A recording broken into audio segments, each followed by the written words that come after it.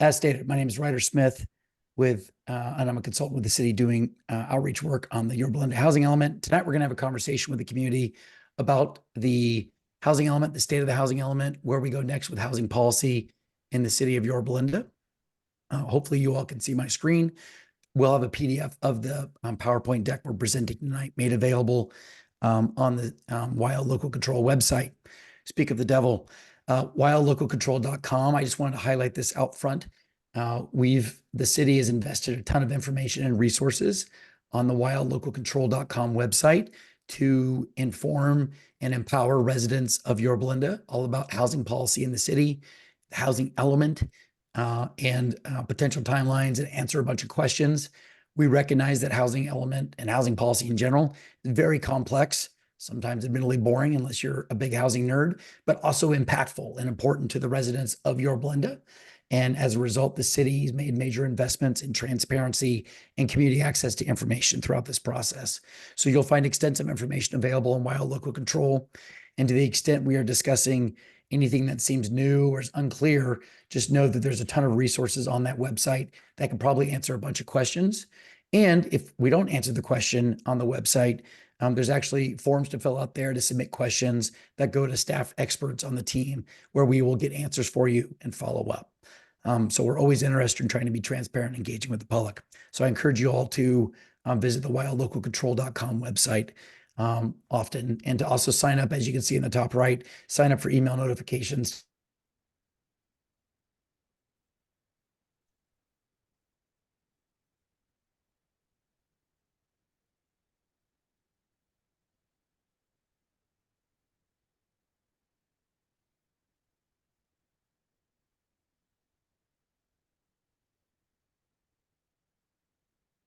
Night, and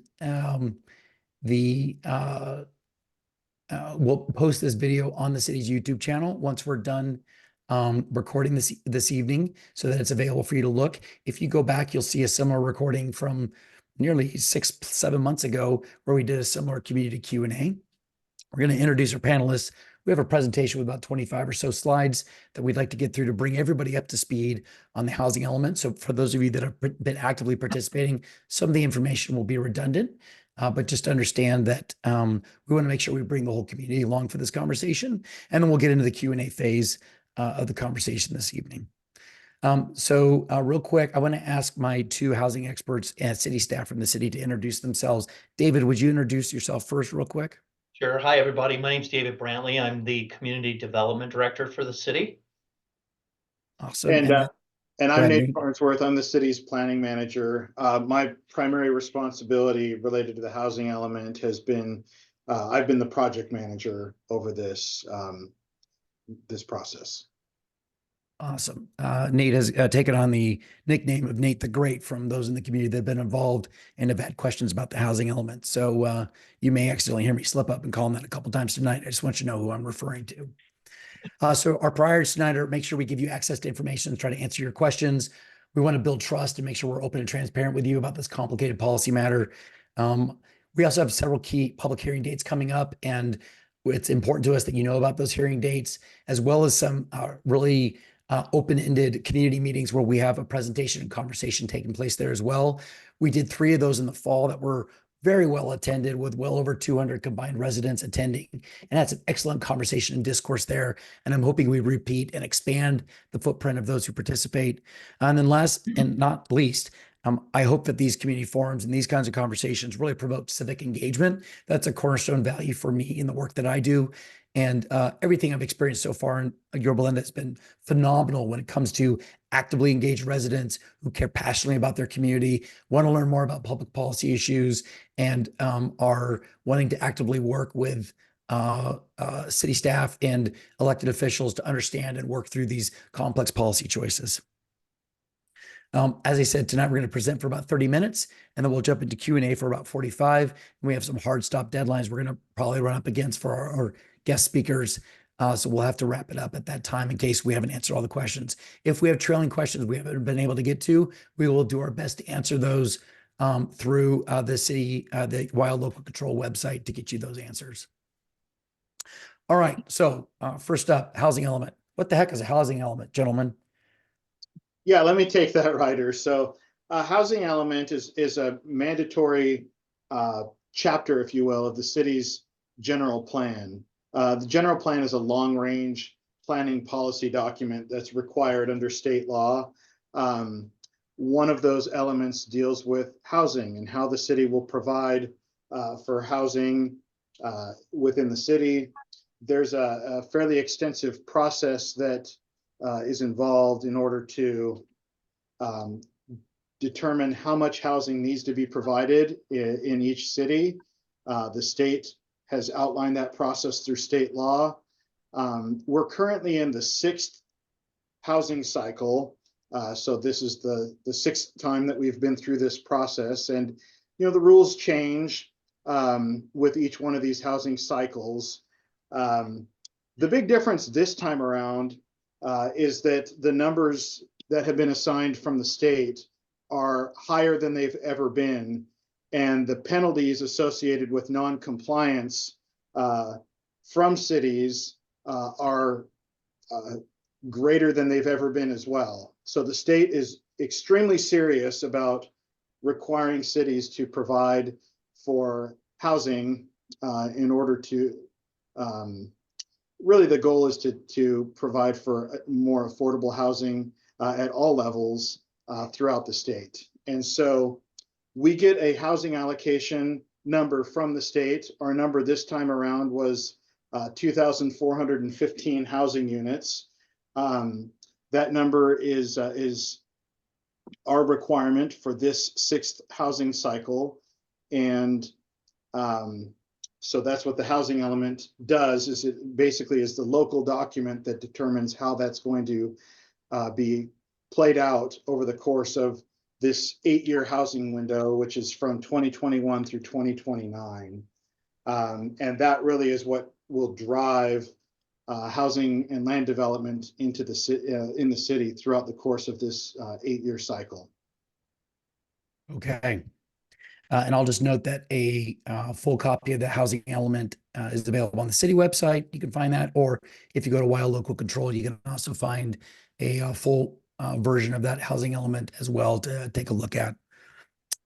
So for tonight's purposes, as Nate just alluded to, I want to just baseline a few facts that we've been operating under as we move forward in this process. And number one, as Nate noted, there are 2,415 housing units that need to be zoned for or accommodated for in the housing element. This means taking land that's in the city of Yorba and zoning it in a way that would allow for that kind of additional development over the housing cycle period. Number two, as Nate noted, without having a certified housing element, you could face very negative repercussions, including loss of state funding, loss of local control, risk of builder's remedy, and we'll learn about some of these issues a little bit later on. Third, that 2024 is going to be the last bite at the apple that the community of Yorba will have to consider a ballot measure to adopt zoning that would enable the housing element, which the state is mandating.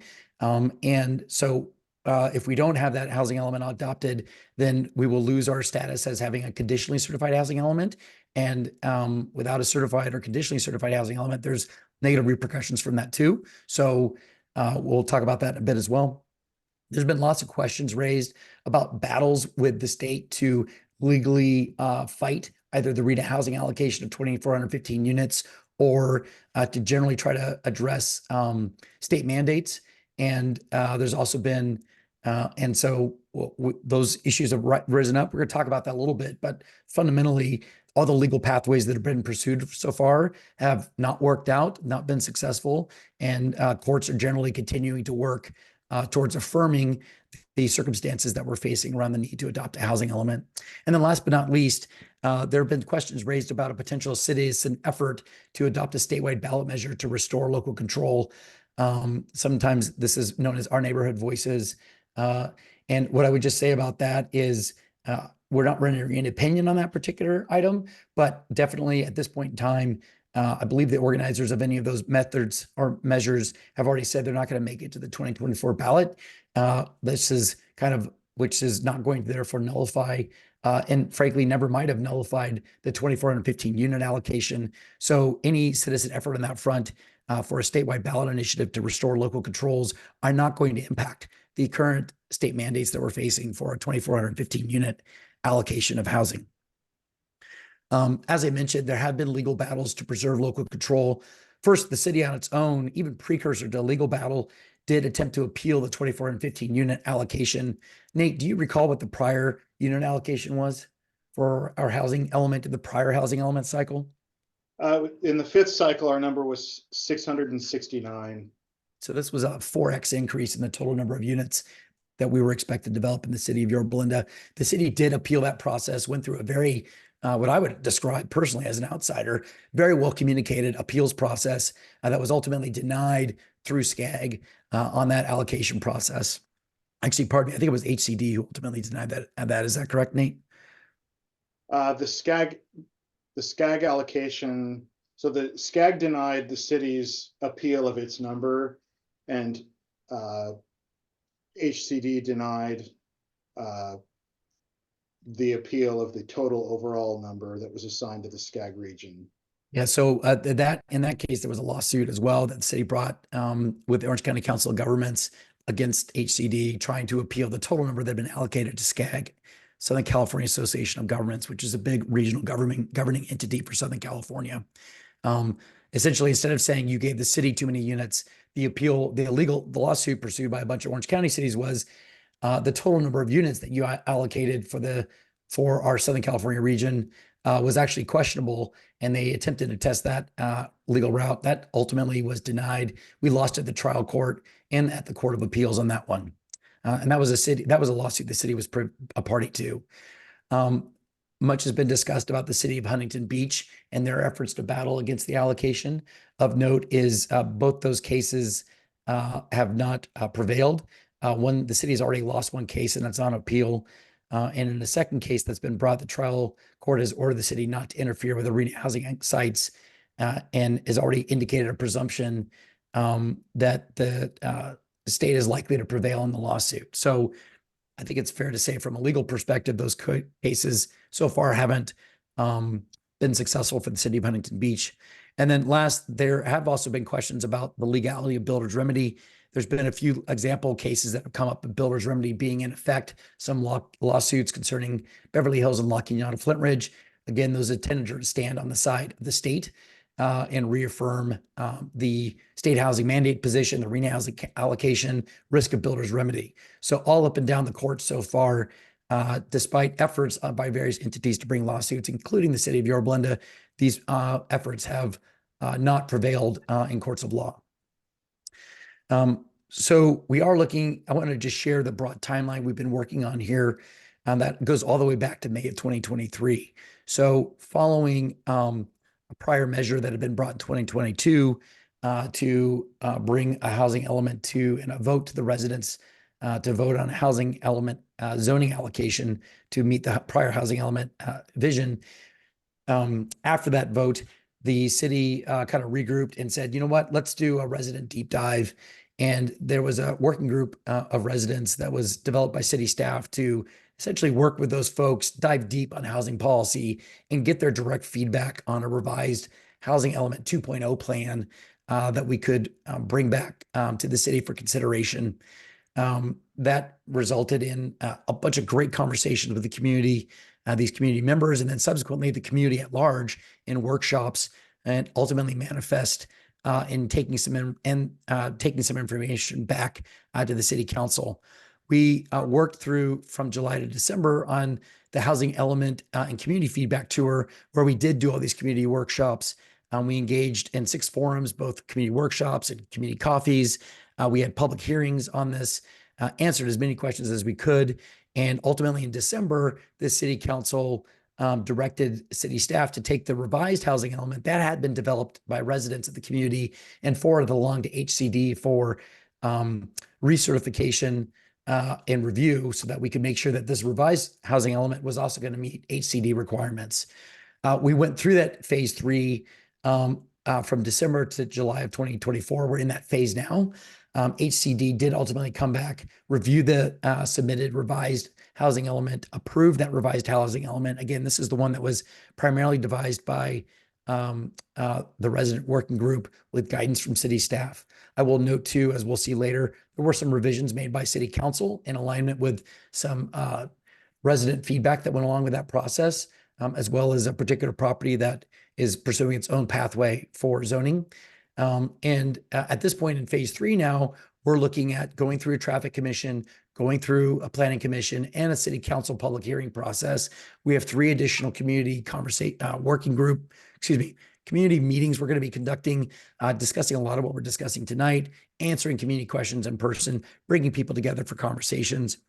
Ultimately, this will manifest in potential city council action to direct city staff to place a ballot measure per Measure B for the city on a ballot for November of 2024. And then that really takes us into phase 4, which is at that point, there'll be a ballot measure. There'll be additional public information and education about that potential ballot measure, explaining the pros and cons in neutral language. And then you, as residents of Yorba Linda, you ultimately decide. That's the fundamental point here, is the control is in your hands to make a vote on the outcome of the housing element and the adoption of the necessary zoning to enable that housing element. Nate and David, did I miss anything important about this kind of year plus look back on the outreach work and the process we've been winding through on a HCD review of the housing element?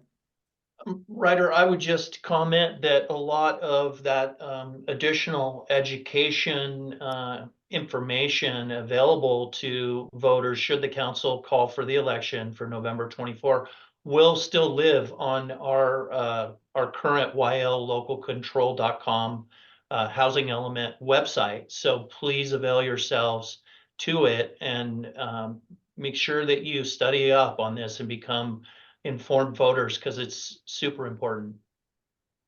Okay, great. Yeah, and Ryder, I would just emphasize again that this round 2 of the housing element, I know you talked about it here, but this has truly been a resident-driven approach. We formed the working group, which we'll talk about some more, took it through a number of different public workshops with the residents to get their feedback, and the council has now incorporated all of the comments that came out of those working group meetings and the public meetings.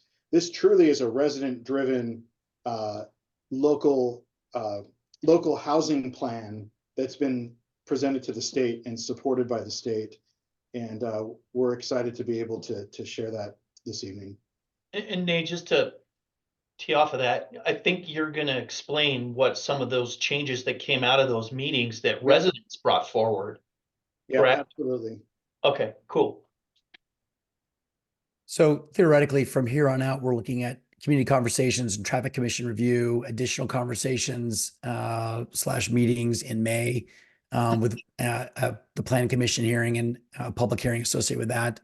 In July, we'll be having a city council public hearing and a potential ballot measure resolution. If the city council determines that they want to vote on moving forward the ballot measure to pursue a Measure B vote by the residents of Yorba Linda, then we'll be doing additional voter outreach and providing measure information. And then, as I said, in November 2024, in the general election, concurrent with the presidential election here in the United States, while you're voting for a congressperson, while you're voting for a president, you'll also be voting for a local measure, or would be potentially, if the council deems to move forward on that, would be voting on a local ballot measure concerning the housing element and implementation of that.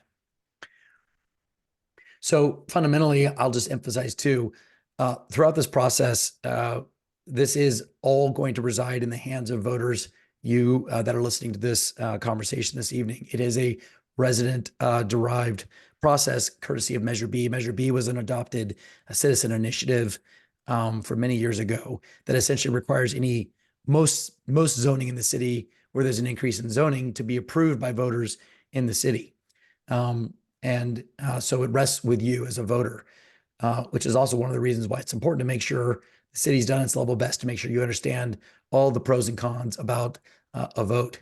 So you'll face a chance for choosing in November on this matter.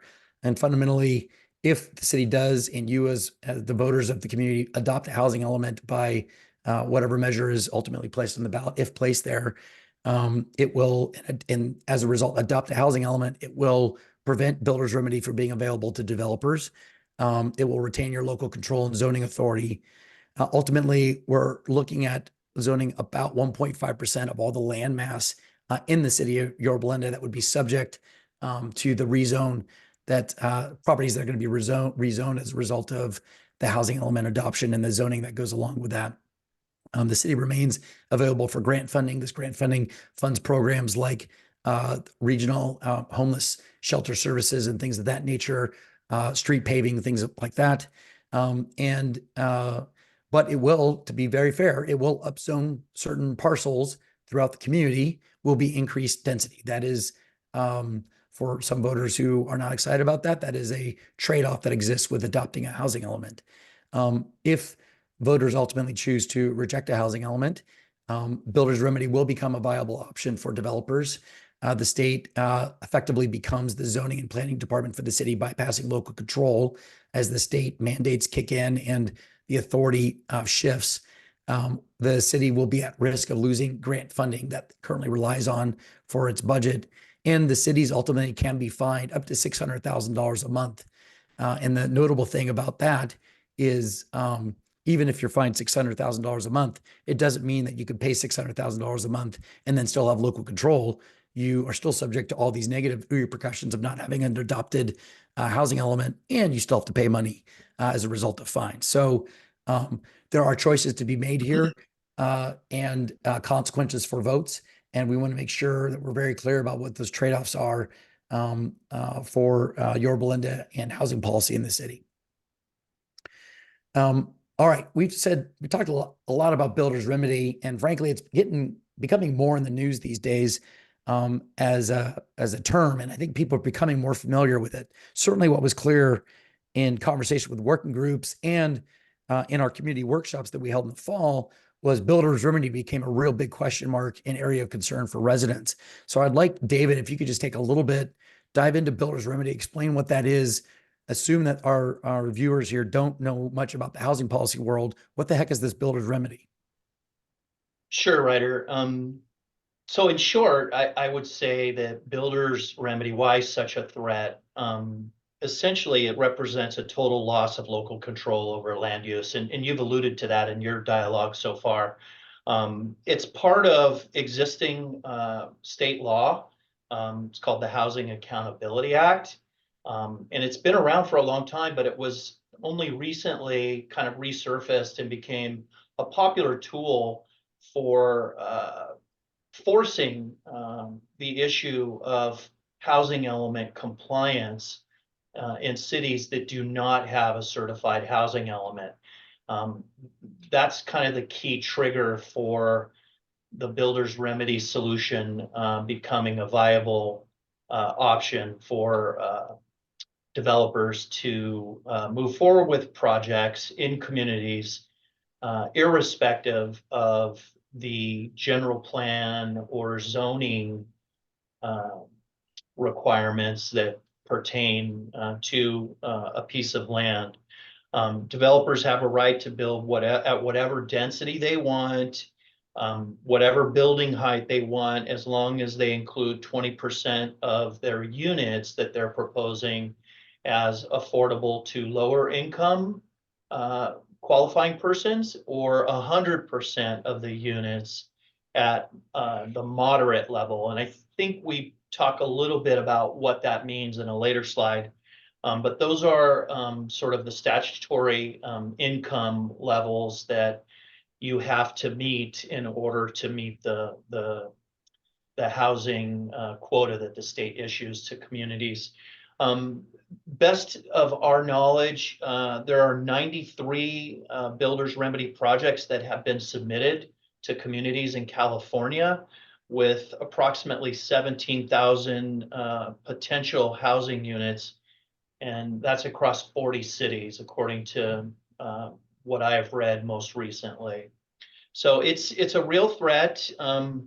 There has been a bit of a lag for projects to actually come out of the ground because there are a lot of legal challenges to this, but it's sort of one of those things that looms very heavy on cities' minds as they consider moving forward with their housing element, because the way that the courts are looking at these cases that have been brought forward, they are almost invariably, or perhaps invariably, ruling in favor of developers on these issues. And we have, just to be clear for our community, Yorba Linda has yet to receive a builder's remedy application, but that's because you can't use builder's remedy in the city right now because you currently have a conditionally certified housing element, correct? Correct. Yeah.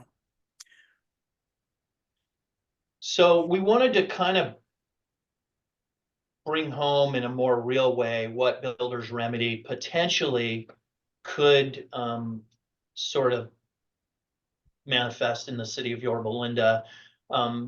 So there's one site that is in our list of sites in our housing element. We call it the Fairmont site. It's a large open space property up off of North Fairmont, in the Yorba Linda Hills plan development.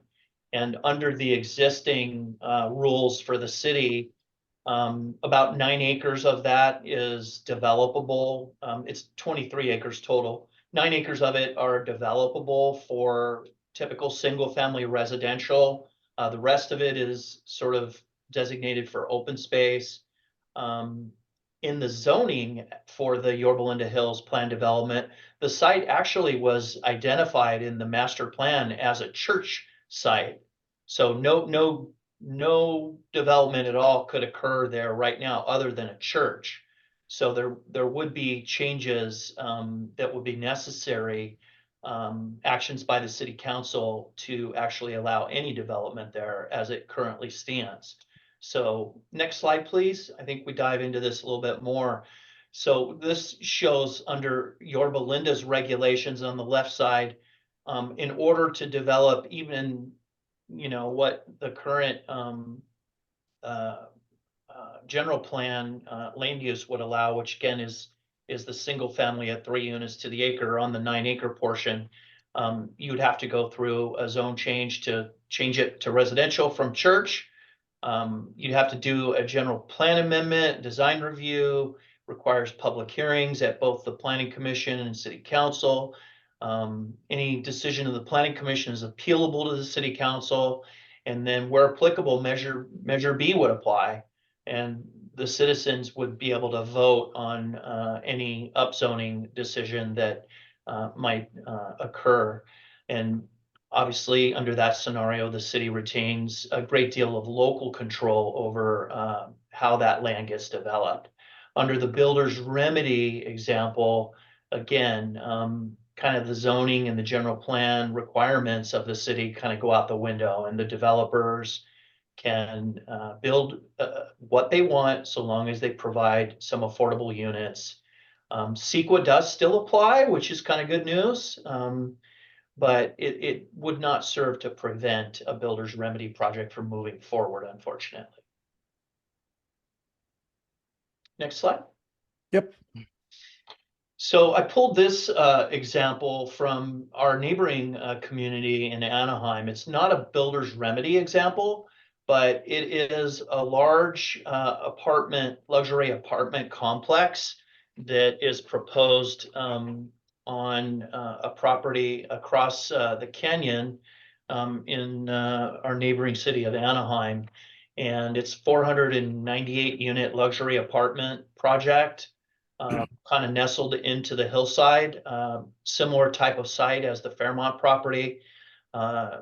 It's 7 stories, and it's on about a 10.5 acre site, and it's about 47 dwelling units per acre. So again, the views are great from that property, and under a builder's remedy example, it's conceivable that some type of development likely would occur there. And who knows what we might get, but it's sort of like the box of chocolates, because the zoning requirements, don't apply as long as you provide, again, the affordable units that are required by the state law. Okay. All right. Thank you, David, for that explanation of builder's remedy. So real quick, I just want to, we've mentioned a couple times tonight that we had a housing policy resident working group, and you'll let me refer to them in shorthand as working group. This was 17 members of the community that were invited by city staff, and the city staff created group to have long conversations. And very much to the credit of Yorba and your residents, they suffered through 6 meetings of 2 hours each, working through and having lengthy conversations, and probably a lot more time outside of those meetings having conversations as well, and reading on their own.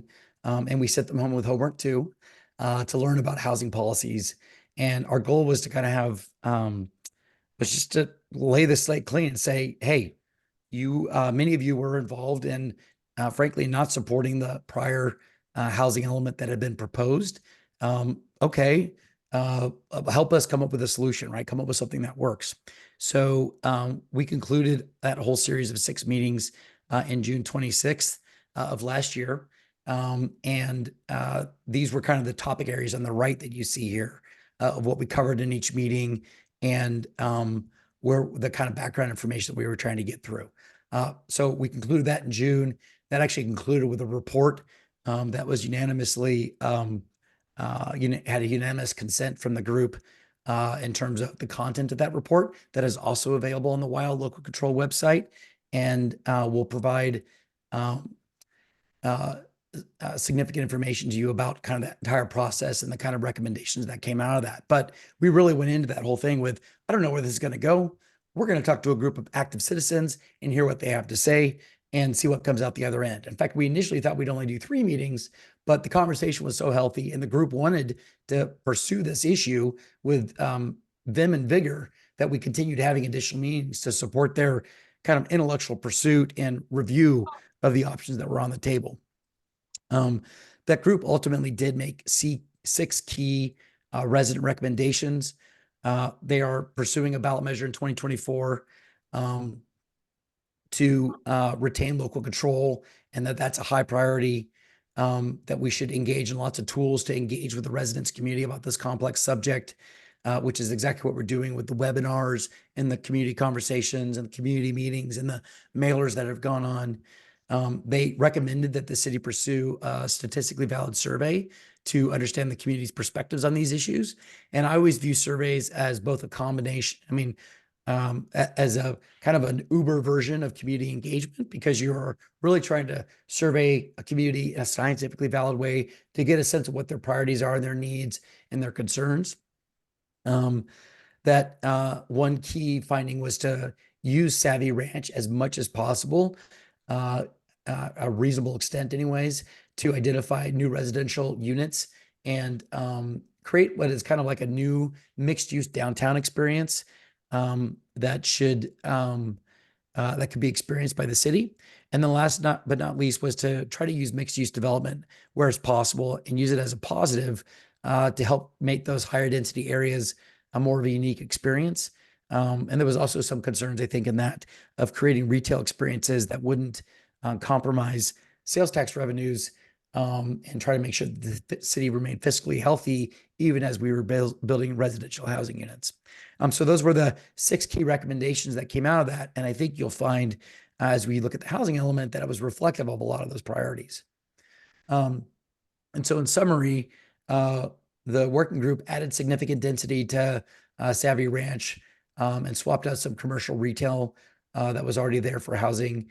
They dropped a number of smaller sites, particularly those on the west side, to reduce what had been an elevated burden on the west side for housing units.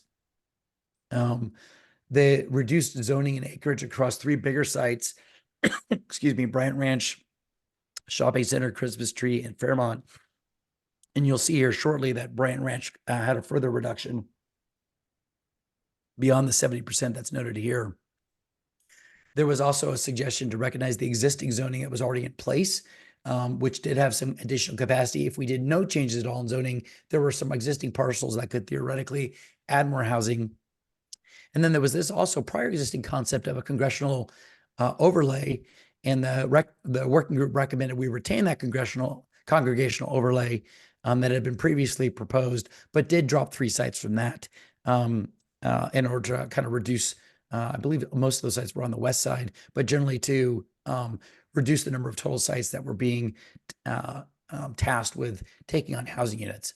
And so broadly speaking, what you saw was a reduction of the overall number of sites throughout the city and a concentration of additional units. And the trade-off for that, because it's like a balloon, we have 2,415 units to get to in that balloon. If we take out sites on one end, we have to put them somewhere else. The decision was to shift units out of chunks of the city and put a higher concentration of units down in Savvy Ranch. And then ultimately, council took action. So this was a citizen-driven process throughout at the request of city council to get citizens directly involved in the process.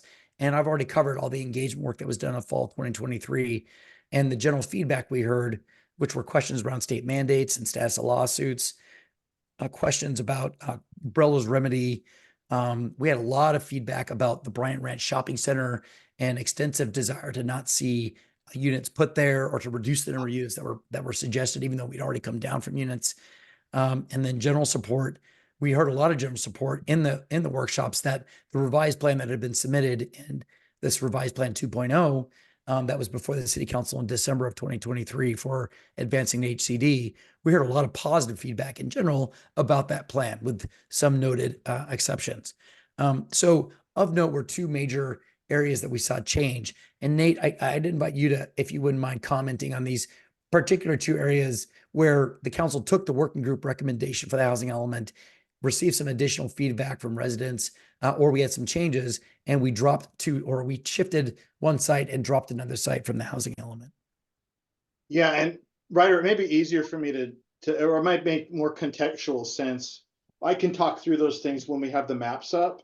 Yeah, that's that might be helpful. Okay, so why don't we do that in the context of those maps as well? But we definitely had some additional changes as a result that were implemented based upon community concerns and feedback. So Nate, we'll hand it over to you since you're Nate the Great and the expert on the housing element. Why don't you talk about the draft housing element? We'll start looking at some maps here. Okay.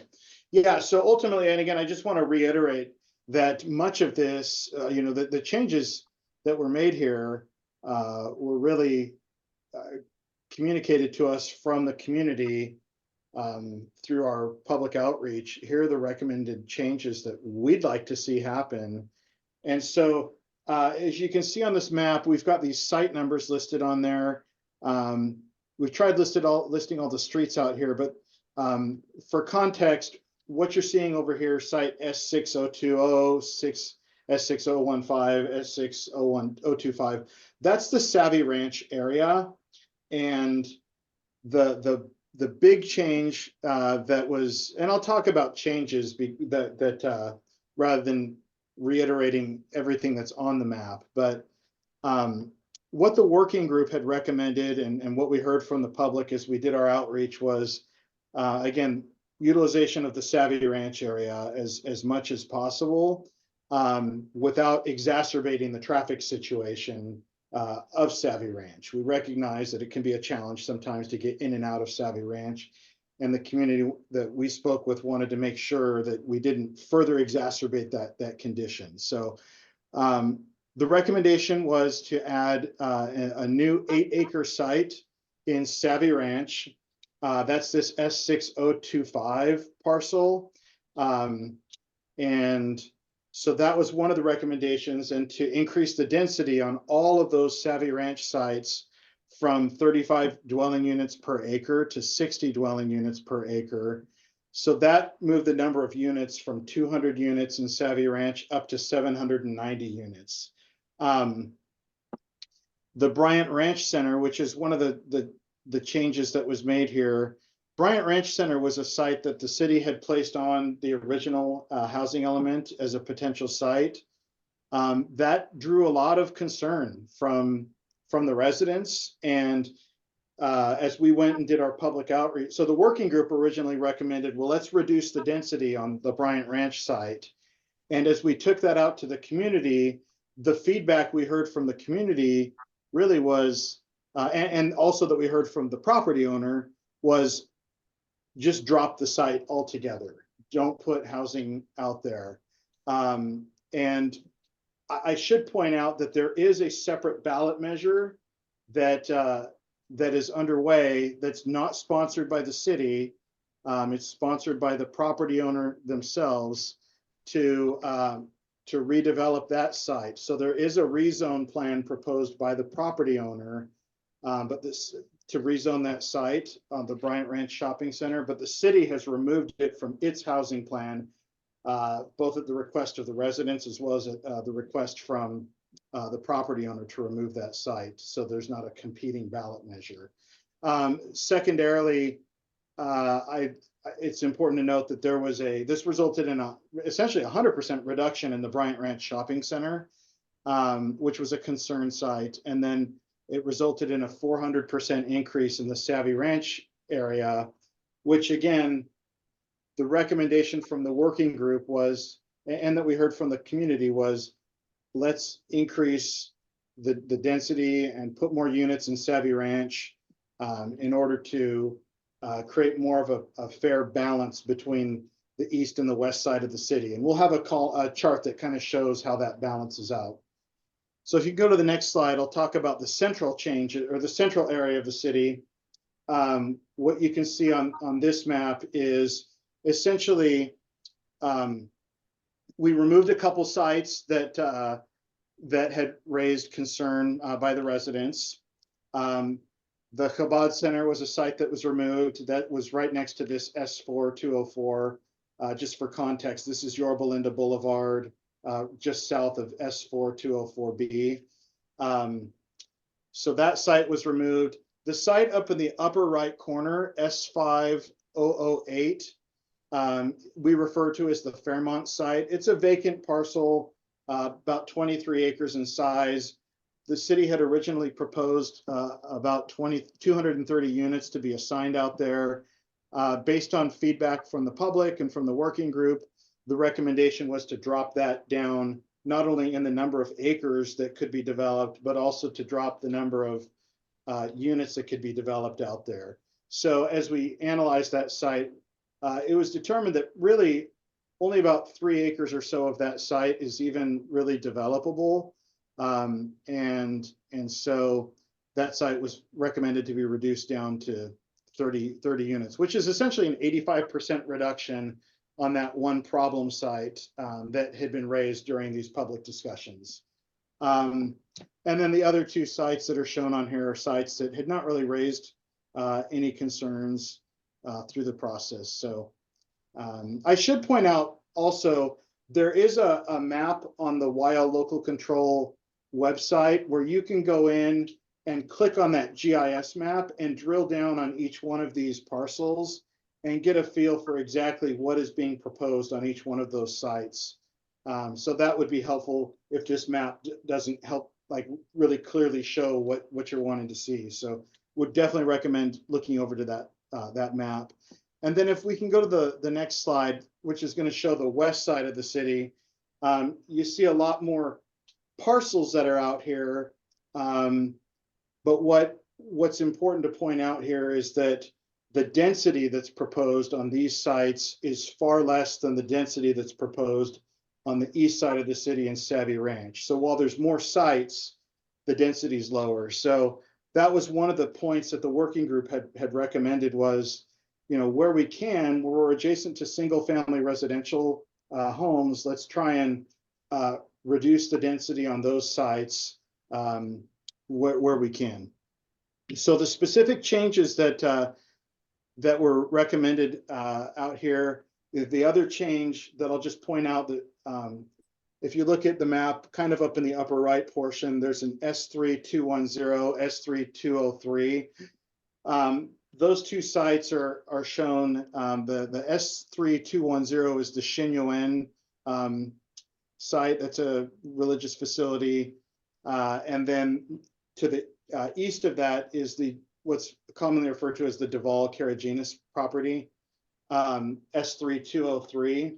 Site S3203 also used to include, to the east of it, there's 3 parcels that are out there. One of them was the former CRK stables that has recently sold and has been acquired by a new stabling facility, or equestrian facility, I should say.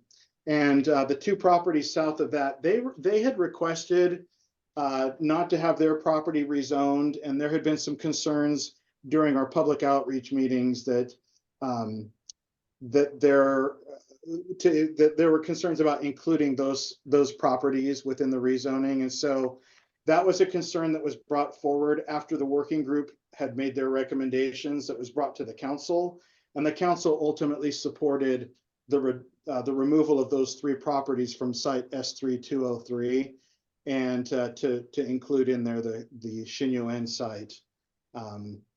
So that the density was spread between all those properties out there.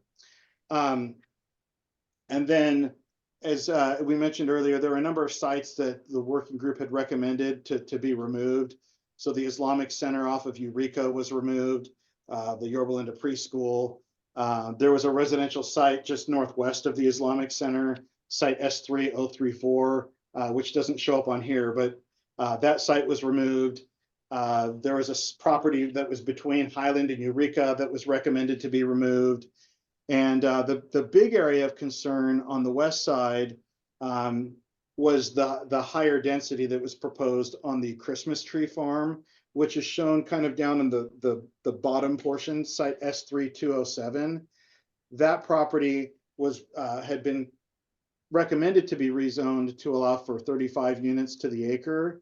The working group recommended let's drop the density down on that to 10 units to the acre, which resulted in a reduction of 291 units on that site, down to 75 units on that site, which was essentially a 70% reduction of housing units on that site. So overall, on the west side of the city, the working group had recommended, and because of public comments as well, resulted in about a 35% reduction from the west side, and most of those units were transferred out into the Savvy Ranch area, which was a big focus of the working group. So, Ryder, I think that touches on everything here. If we go to the next slide, there's a table that that shows the balance between the east and the west side, and it's not completely balanced out. And there's some certainly some argument over whether the city is east and west, or whether there's a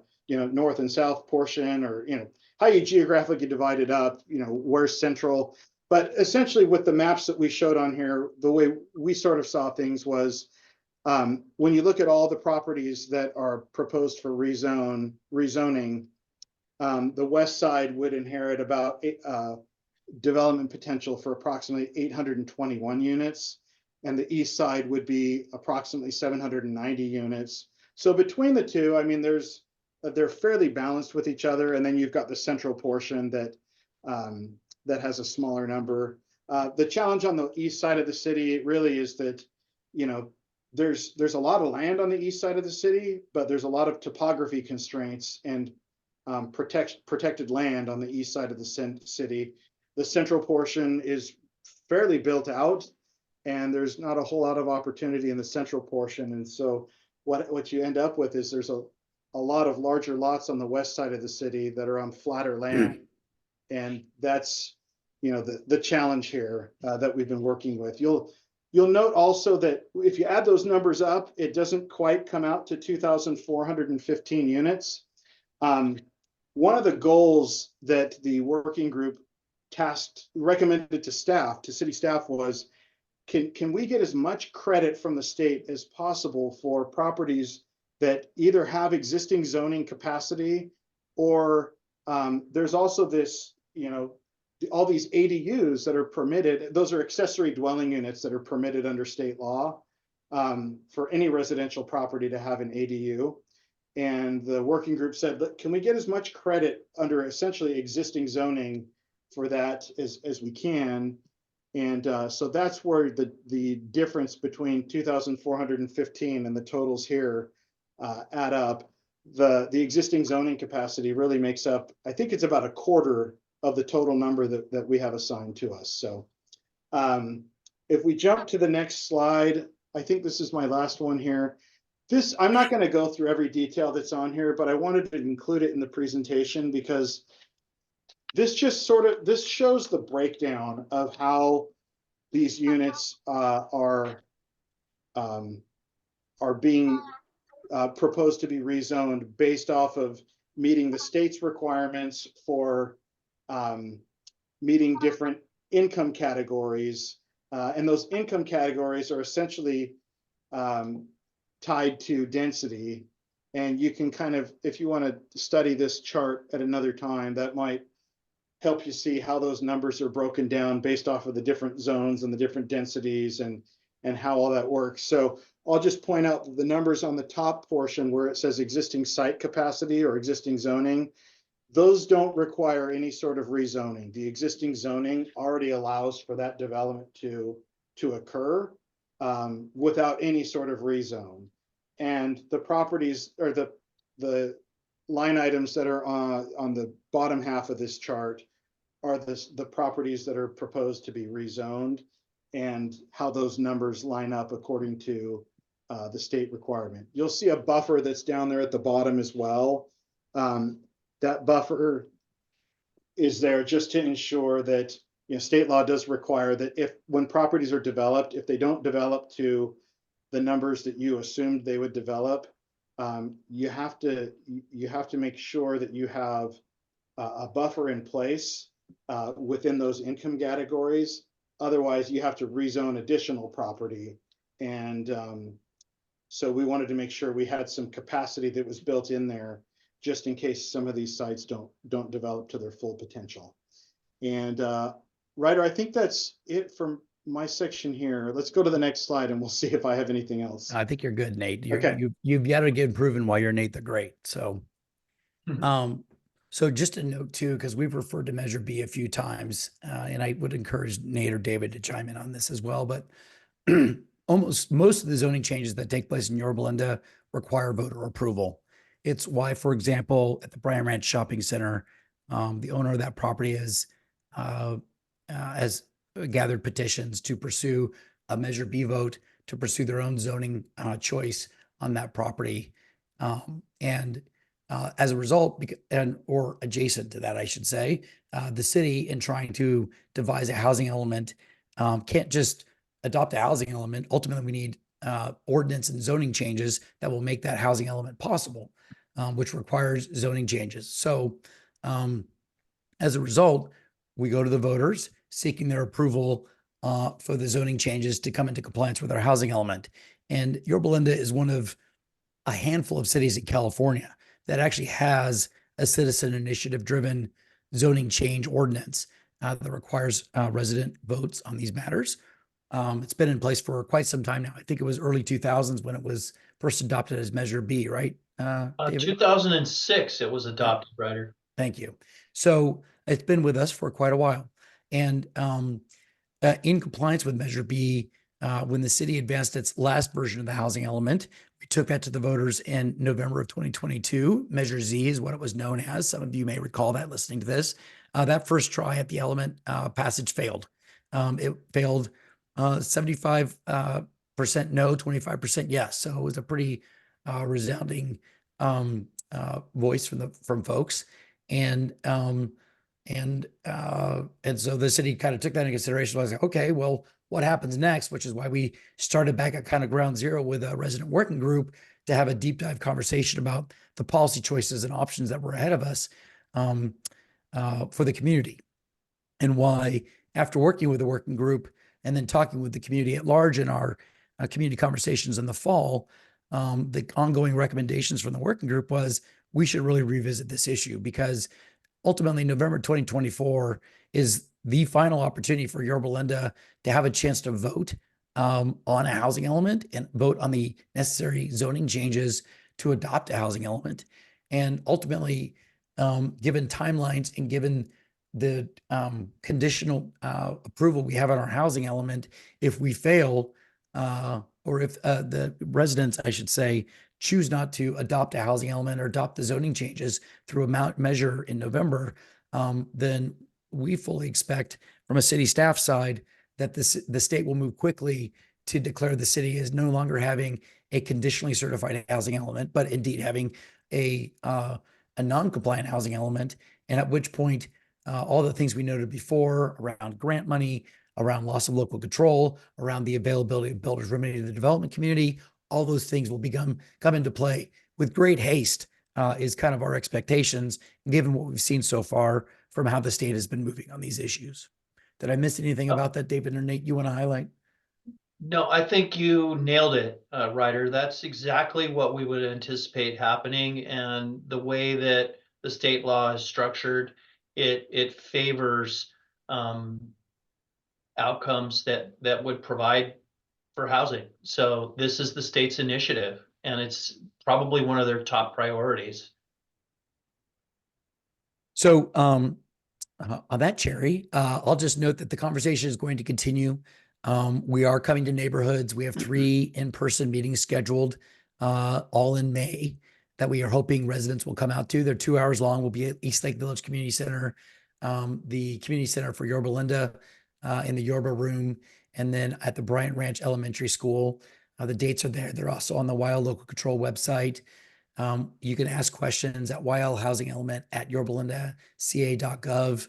And then we also know we have tentative dates right now, for upcoming public hearings. Again, because these are zoning changes, they have to go through, and should go through, our standard commissions process. So we have a traffic commission, a planning commission, and ultimately city council hearing that are all lined up, where there'll be additional opportunity to provide feedback.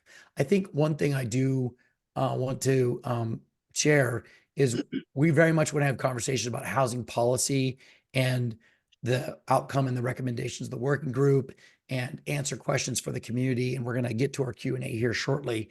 I would also just note, and Nate or David, please chime in on this. We are at the phase where we've now gone through all the prior community feedback to come to a housing element that was submitted to HCD. HCD has did a long review on that, a couple months, to finally get back to us and put us in a position to review and agree that if adopted, and if zoning is adopted that identifies and meets the standards that are set out in the housing element, that we will be in a good position with HCD in terms of getting that certified housing element status, presuming residents ultimately vote on some theoretical ballot measure for that. What that also means is the housing element itself is relatively baked. And we're in the middle of doing a bunch of environmental review on that as we speak, and identifying mitigations. So it's important to understand we want to have conversations and discussions about this and all the policy decisions that are going into this, and be as transparent as possible with the public. We also have a state review document at this point that if we're going to meet our timelines to march forward on, we need to continue marching forward on. Did I accurately describe that, Nate and David? Is there anything you want to identify around that particular point? Go ahead, Nate. Yeah, I mean, I think you touched on it pretty well, Ryder. Certainly any changes that are made to the document at this point would have to get HCD approval. HCD takes a long time to review the document. So we are really hopeful that through all the public outreach that we've done, that we've got a housing element that the community can get behind. And so we're really kind of to a point where it will be challenging to make any major tweaks to the document at this point and still meet the deadlines. Ryder, I would just add, underscore one point that you've made throughout this lengthy presentation, and that is that we have currently a conditionally certified housing element.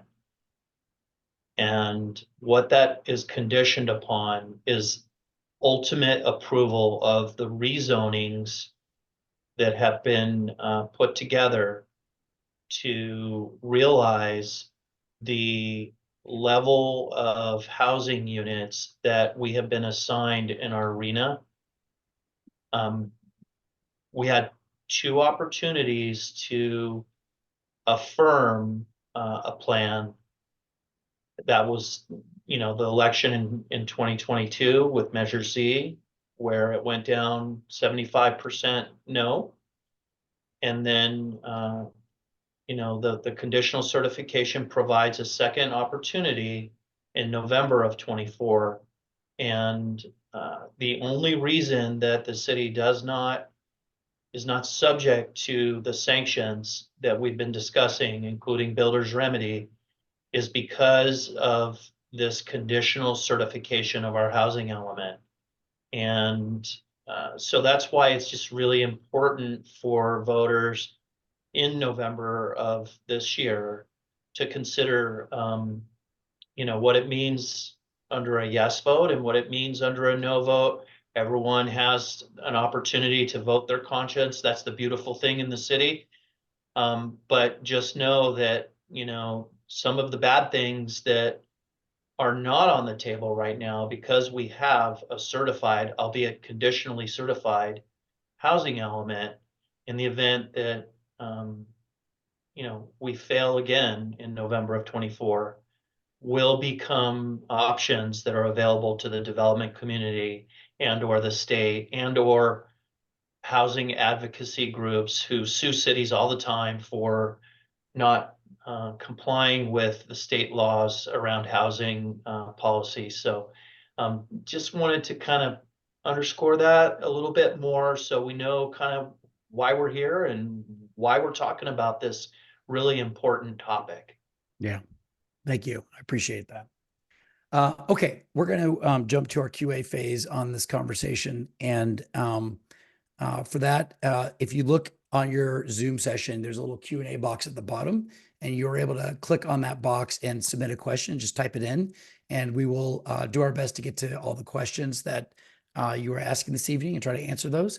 I will also just note that we did have the ability for people to pre-submit some questions. So we have some additional questions that have come in even before we got on the line tonight that I want to make sure we get to as well this evening. So first question, Anthony R. asked a question, which is, given the severity of climate risk, what is Yorba doing to ensure that newer housing developments are less car-centric than before? And then SB 743 requires local agencies in California to encourage housing development that will have reduced VMT levels, which I assume is vehicle mile something or other, VMT? Vehicle miles traveled. Thank you. Vehicle miles traveled levels. David, can you speak to that? Yeah, I could take that one. So great question, Anthony. Appreciate that.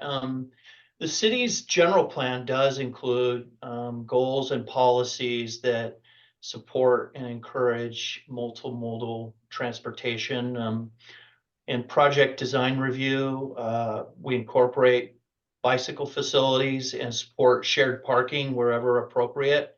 The city launched an electrified vehicle fleet a few years ago as well, with an initial purchase of 17 EVs.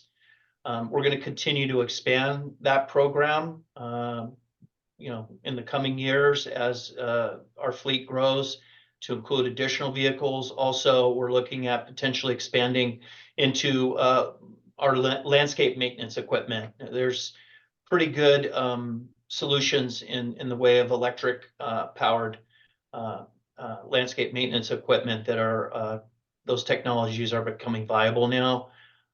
We also installed publicly available EV charging stations at our new public library. They're available 24/7. We adopt the Green Building Code every 2 years, and also Title 24 Energy Code, which again speak to sustainable practices in building. We are a lower density suburban community though, so we don't have as much ability to reduce VMT as more dense urban types of communities that maybe have light rail and other major transportation corridors that run through them. Santa Ana is a great example of that, in other cities along the rail line. But we do what we can to be responsive to sustainable, responsible, and climate sensitive initiatives within the constraints of the type of community that we are, and we're going to continue to do that. So I hope that helps answer that question.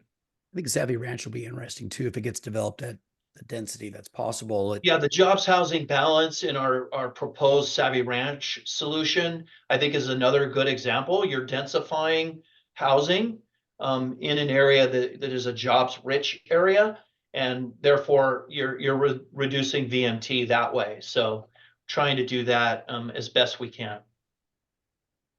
Nate, thank you, David. We had a kind of a comment about topography on the east side, and from Jennifer with a question about fire hazard risk as well, and it being in a severe fire hazard zone. Could you talk a little bit about considerations for, or frankly, as I understand it, what little consideration the state has for arena housing allocation and severe fire zones? Yeah, Ryder, thanks for bringing that up. Interestingly, when the uh, city filed its appeal on a number that was assigned to the city of 2,415 housing units, we actually filed our appeal on the day that the Blue Ridge fire broke out, and included within our letter, essentially, the city's on fire right now.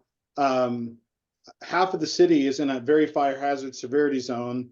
This number is insane. It's too high. And the response was essentially, state law does not allow for very high fire hazard severity zones or fire hazards to be considered as a factor in the assignment of numbers. So too bad. That was really disappointing. The other thing I wanted to point out is that and many of you probably are aware, you should have received a postcard several months ago when the city was going through the process of informing the public on its efforts to analyze its hazard mitigation planning and emergency operations planning. We're in the process of updating our safety element within the general plan. Emergency evacuation and fires are something that we take very seriously. That's been one of the key topics that has been addressed as part of this effort.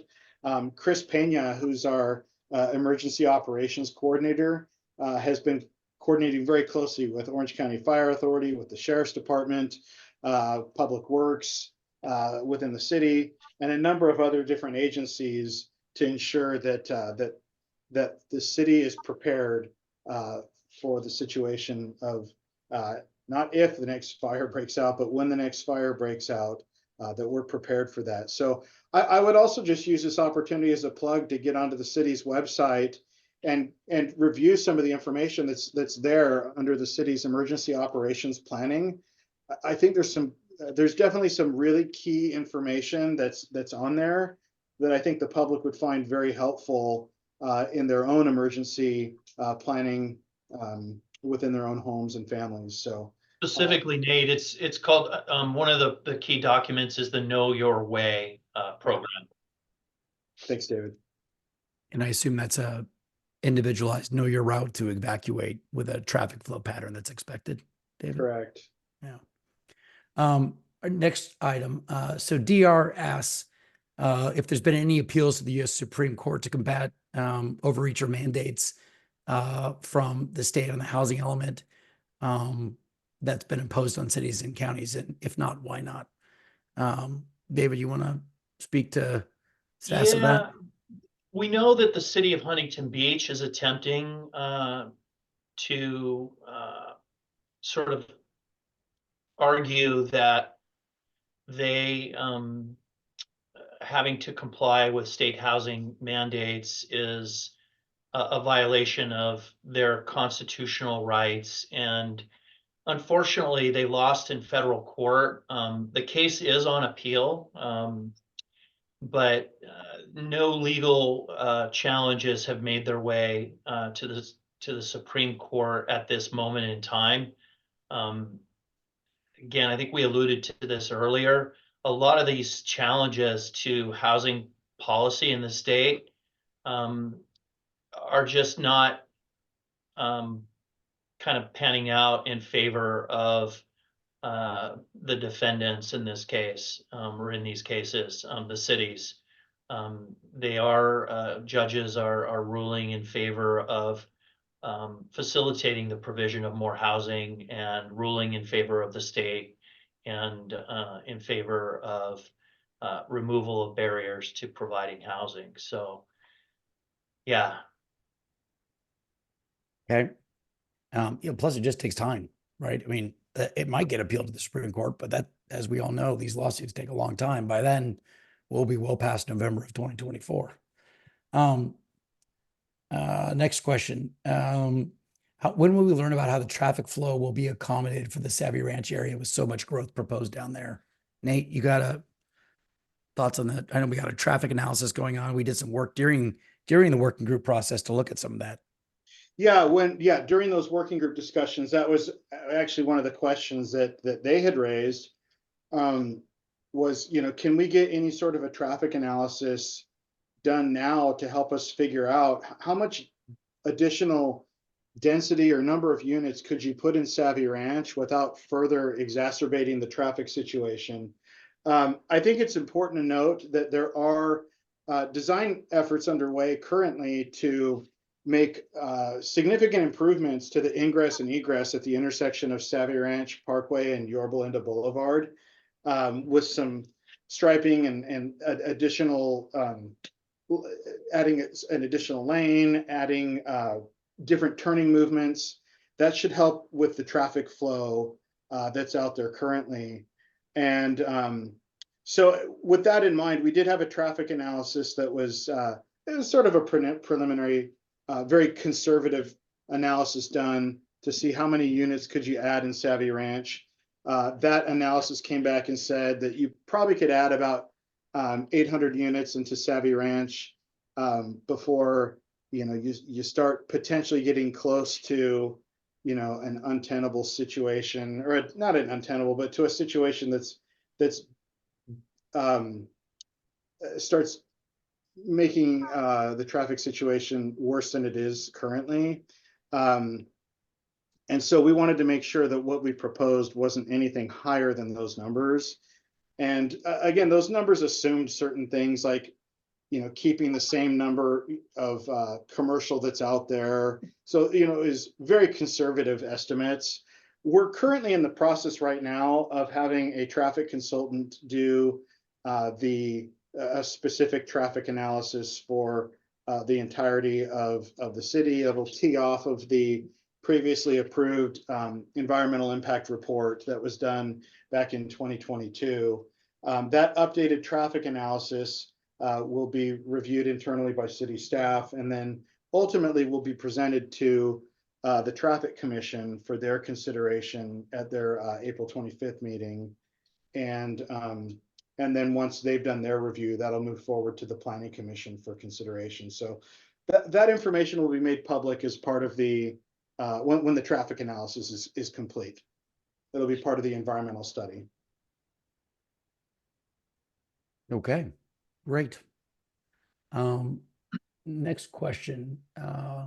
Ross is asking, how can we help get the word out that it is imperative that we adopt a housing element on the ballot? So first of all, just to be clear, I read that question. I didn't state that, make that as a statement.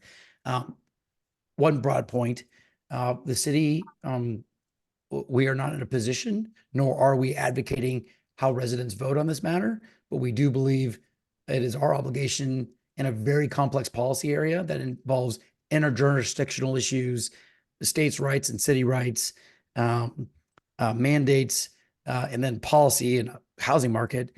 It's complex. And the council has always indicated a huge commitment to wanting to be as communicative, open, and transparent with residents as possible, and make sure that you have information. So our mission all along has been to try to get as many people as possible to have access to resources and to have a chance to learn about this issue. And we know Yorba Linda residents are passionate about their housing. It's one of the big reasons you moved to Yorba Linda. And so we know how important this is. The city council knows how important this is. I will take a slightly different version of your question in terms of how they should vote on a housing element potentially, and just say it is, from my perspective, very important that anyone listening to this tell anybody in their community, in their neighborhood, in their HOA groups, to go visit the Wild Local Control website, to ask questions of the city, to sign up for the emails, just to stay informed and learn about this issue. While you certainly will have a chance, probably, assuming, again, the council chooses to vote to advance a ballot measure, you will have an opportunity in the waning days of November to take a look at, find some information. It'll be available. You may want more than just an hour or 15 minutes to really digest this. And there's plenty of content to be consumed in the Wild Local Control website to try to answer these questions. And I should say we're updating it with pretty good consistency as new articles come out, new cases come out, new information comes out. We have staff reports that come out. So it's really a good hub of information.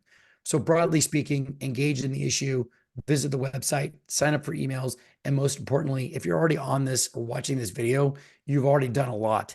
The trick is there's thousands and thousands of people in Yorba we are trying to reach.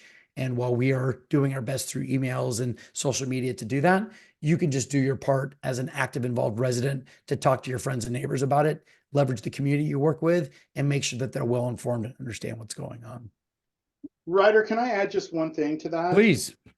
So we've also got a lot of social media blasts that you mentioned that are going out. And, you know, I'm not a big social media guy, but from what I understand, you know, certainly we would encourage residents to share those posts that the city is making with that content and that information within their own networks, if you will, to help get the word out about where you can find information about this. Is that a fair request as well? Yeah, we work in well over 100 cities in California, and certainly social media has had major impacts on how communities communicate and the information that's available. So whether it's resharing city content or drawing your own conclusions or finding some information that you feel is important to share and discussing it in any of the community Facebook groups that exist in Yorba, where there's active conversations going on about various policy issues. You know, we encourage you to certainly make discussion about the housing element and housing policy a part of your information diet, so to speak, when you're out there in social media world. Nate, I'm a little concerned you're not on Instagram or haven't otherwise gotten your Nate the Great account going so we can turn you into a social media influencer. I'd be very curious to follow that. So we may need to make that happen for you. Hey, just to add to that, we are doing the old-fashioned snail mail thing too. Like we're sending out these postcard mailers to every single property in the city, not once, not twice, but 3 times. Plus, we're going to have all of the public hearing notifications, direct mail delivered to every residence in the city. So we're doing our best to get the word out. But you know, whatever residents can do, and social media is a great tool to push out the word to educate yourself on this issue. Please, you know, please do. It's going to be, you know, we have 75% to 25%, and maybe a lot of the folks that voted no just voted no because they didn't know enough about this issue. And hopefully, you know, with this resident-driven version of an amended housing element, it will be more palatable to the community. And hopefully we've addressed some of the major issues of concern that were prevalent with our initial housing element back in 2022. Agreed. The city definitely is made a yeoman's effort to communicate about this and make sure residents have access to lots of information. So your mailboxes will be getting peppered here to ensure you can actively participate in the public hearing process, or please come join us at any of the community meetings that are coming up.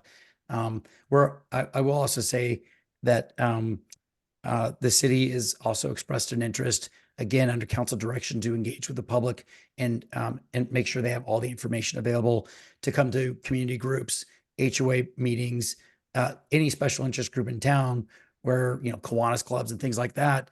If there's an opportunity to come visit with a group and have a discussion, we're happy to engage in a discussion and present facts and information and just inform you about what's going on so that you understand all this complex myriad of issue that we're facing in California, generally around housing, and then the specific items that are being considered in Yorba.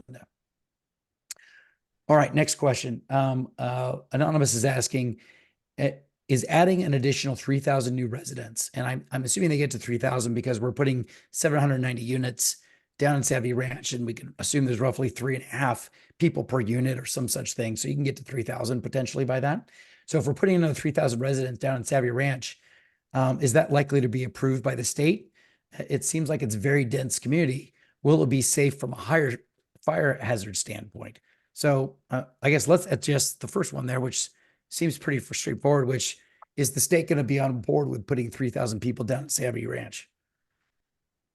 Yeah, let me take that one, Ryder. So the short answer is yes, the state is fine with that.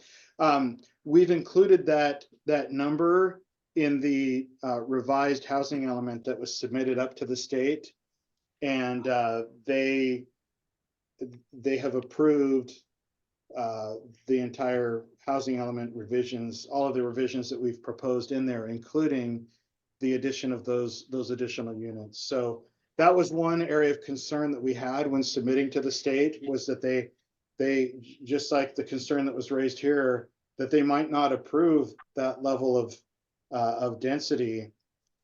They did support that and didn't, or I should say, they didn't raise any concerns about it. So that's in the approved housing element from the state's perspective, from their approval. And then as far as safety concerns, as we talked earlier, this will all be analyzed through a modification to the environmental impact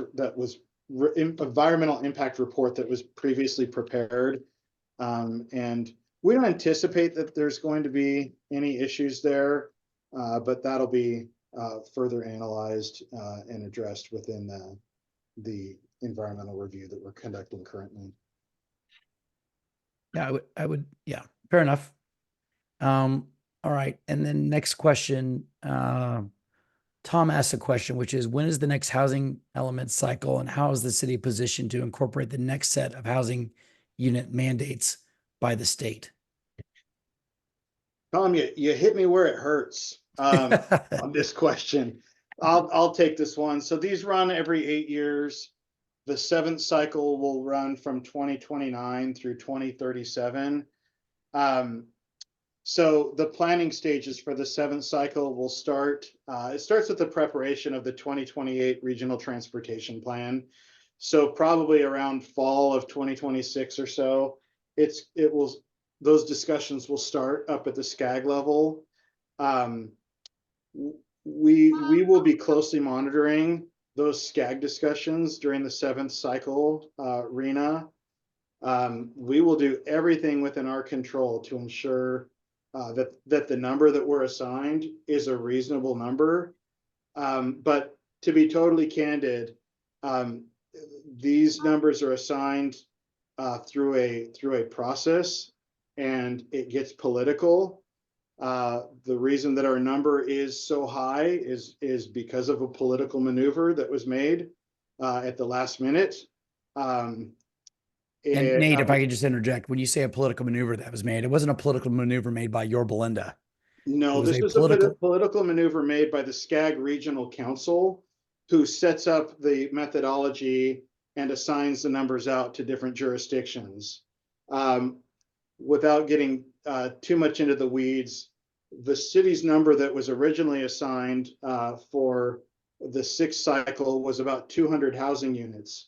And then at the last minute, there was a collusion effort between the city of Riverside and the city of Los Angeles, where they were able to work together to get the votes shifted at the last second at the last meeting, and our number jumped from 200 to 2,400. So despite my participation, and council member Peggy Wong was actually the chair of the RENA subcommittee and the CEHD committee that approved the methodology that would have assigned us about 200 units. That whole effort was thrown in the trash essentially by the SCAG Regional Council. And despite all of the Orange County cities and efforts to try and ensure that methodology stayed in place, we didn't have the votes in the SCAG region to be able to keep that methodology that way. And despite our efforts to fight that and challenge it, there's been no successes there. So That was very frustrating and disheartening, but we don't know what the number is going to be. It's not necessarily going to be 2,415. There's a lot of discussion about RENA reform and looking into, changes that would provide for a more equitable distribution, but we don't know what that number is at this point, but we'll be monitoring that really closely and doing everything within our power to keep that number as reasonable as possible and keeping the public informed of what's going on in that process. But great question. Thank you for asking that. It is a great question. I feel compelled to comment too. I'm a former planning commissioner, not in Yorba, in a different city.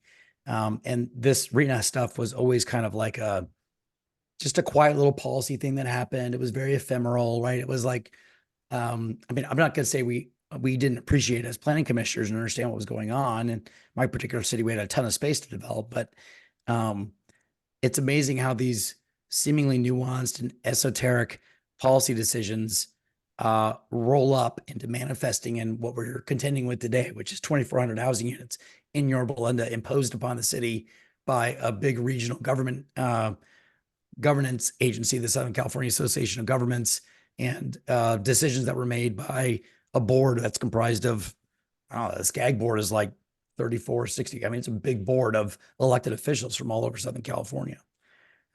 It's very interesting to see how that all works in the world. And to that point, Nate, I know the city's always been aggressive about trying to be on top of that, and actually having a council member be a chair of a committee was a pretty big coup to even be in that position. To then have it ripped from your clutches, I'm sure was immensely frustrating. To say the least. Yeah. Yeah. All right. We're going to be wrapping up here soon. So if you have additional questions, I urge you to go ahead and get on the bandwagon with submitting them. I have a couple other here though, as we head towards the end.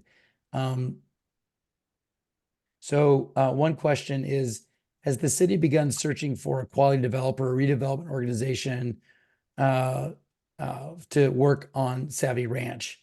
And I guess the first observation, Nate, I maybe turn to you or David, but first observation would be the city doesn't really develop housing, right? Like maybe that's an important nuance we should emphasize here. Yeah. We're creating zoning, but who builds? David, can you take that for a second? Yeah, I can take that one. So there has been quite a bit of interest in this potential repurposing of portions of Savvy Ranch. No secret that the commercial big box area down there is struggling, and not unlike similar types of shopping centers in other communities for a variety of reasons. So the property owner down there is interested in looking at trying to revitalize the shopping center, and that prompted him to seek out participation in the housing element and kind of offer up a solution there, which was in line with what we heard from a lot of the residents. So that's how that solution came about. After sort of learning that the amended housing element was contemplating some additional housing down there, um, he started working with a few different developers. Um, to my knowledge, they do not have any contract or solid plan. We have seen some conceptual images, but honestly, until they know that there is zoning in place to allow for the type of mixed use, revitalized sort of downtown east side-esque type project, developers aren't going to really put pen to paper and come up with a development plan until they know that they can move forward with that, because it is very costly. There would be, obviously the whole, land planning and architectural, drawings and approval processes and CEQA compliance, and a lot of very significant costs involved in producing those types of plans. But the precedent images that we have seen do look at sort of potential mixed use type of development with ground floor retail and residential above it on the 8 acres within Savvy Ranch that are identified in the amended housing element. So I think more will be revealed on that note once and if a favorable vote were to occur in November. I guess to be clear, when we say favorable vote, we mean a vote that favors advancing a housing element as opposed to the one that we're Correct. suggesting or favoring. Just to Correct. be clear. Okay. And then I am not seeing additional questions flow through. I just have one final one that I'm going to use as our wrap up question. And Nate, I think I'll throw this one to you. Can you explain how the residents were selected for the working group? We talked a lot Yeah, about the working group tonight, so I think we should make sure we're transparent about how that worked. Yeah, and that's a great question. Appreciate it, Ryder.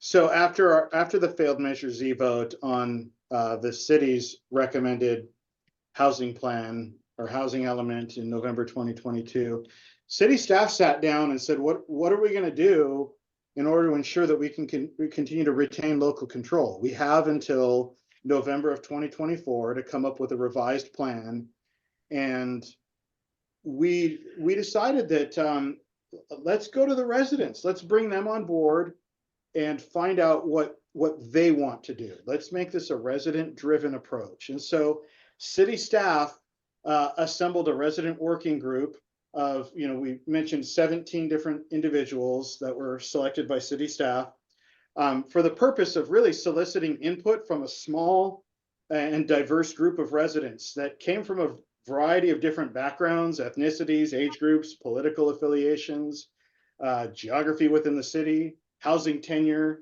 and they all had varying perspectives on housing. And we asked them to provide city staff with input on how the city could improve its conditionally certified housing element with the goal of being able to obtain voter approval in November 2024. So we also wanted to make sure that that committee, or not that committee, that resident working group was comprised of residents that weren't, elected officials or appointed officials, that they hadn't served in previous elected or appointed positions within the city. We wanted to hear from, sort of the stakeholders in the community, your everyday residents, and bring them in, help them understand the issues, and help us to make recommendations on how to improve the housing element in a way that we could achieve voter approval in November 2024. Hopefully that answers it, Ryder. Yeah. Yeah. And I guess I would clarify that comment too. We asked we wanted to make sure we were devising a housing element that had community support. And if that happens to result in eventual support for zoning changes at a ballot box, so be it. But fundamentally, you start with the residents. And that was the intent of putting together a working group.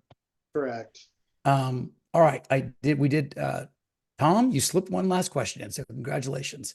Tom asks, as I understand it, the state is not particularly concerned with fire zone danger risk in our cities regarding the housing element construction. I don't want to suggest the state doesn't care at all about fire housing risk, but when it comes to the housing element, they don't seem to, that's not a consideration.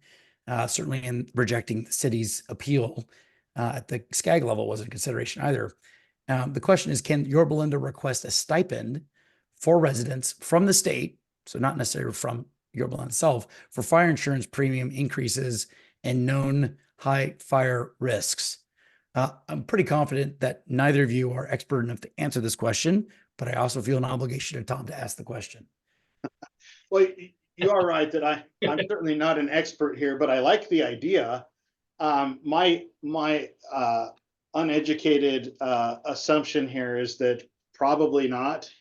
I think what the state has done in this situation is they've created, I can't remember the name of the insurance program. Is it like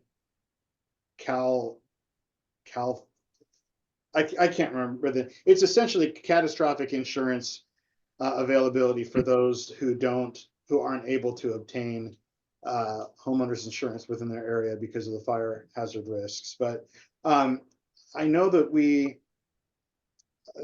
I'm going to ask David if he recalls. We had the state, a representative from the state insurance commissioner's office that came down and spoke at some of Yeah, a these couple of meetings. times. And Were those recorded at all? Are those available on the website? Do you know? I am not certain, but we can certainly find out. And Tom, if you would like, can reach out to us here in the planning department. We're available, and we can chase down an answer to your question that's a little bit more cogent, because it really is outside our realm. I think probably a better question for some of our folks that were hosting the presentation last week from the representative from the state insurance commissioner's office. It's definitely a hot topic, no pun intended, and it's in flux, and there's a lot of moving parts right now on that topic, and I know there's a lot of community concern about it. So yeah, I think we're going to learn more as time goes on, but we're happy to try to connect you with some folks here that might be able to give you some better answers and let you know sort of where the city kind of wants to move this conversation on the insurance, fire insurance, situation that is evolving right now. All right, Tom. Thanks for bringing us to our conclusion on our question. Real quick, I'm going to wrap up tonight. Just a reminder again that this conversation continues. We have 3 upcoming community meetings spread across the city. We're trying to come to your neighborhoods and talk with you. Myself, Nate, David, some combination of us. Well, certainly myself and Nate. David maybe will be at least one of these meetings, and we'd love to get a chance to talk with you and answer your questions more and look you in the eye and hear concerns and talk through these issues. Please, please, please tell your neighbors about this as well to make sure that they can come and get informed and ask questions and talk with fellow neighbors. And we often have had members of the working group there as well. They've been very helpful in talking with folks about the trade-offs and the policy considerations. So we welcome that. There are those 3 upcoming potential hearing dates. They are tentative for now, but they're what we're planning on and basing a schedule on at this point. So check those out. All of this information is available on YL Local Control. So please come visit us there. If you have a question you want to get answered and didn't get a chance to ask it, use that YL housing element at yorbalindaca.gov to ask the question. I want to thank David and Nate. Both of them have been tremendously patient and engaged and professional and passionate about this issue and about the community of Yorba Linda. Through nearly the last year, I've had the honor of getting to work with them on this issue. And I also just want to thank you as members of the community for participating in the conversation tonight and all the other opportunities that we've had. It's been really rewarding for me as a communications professional to engage with the residents and see the level of kind of professionalism, general civic discourse, keen public policy interest, and desires to try to keep Yorba Linda the amazing community that it is. With that, I'll bring it to conclusion and wish you all a great evening in beautiful Yorba Linda. Thanks, everyone.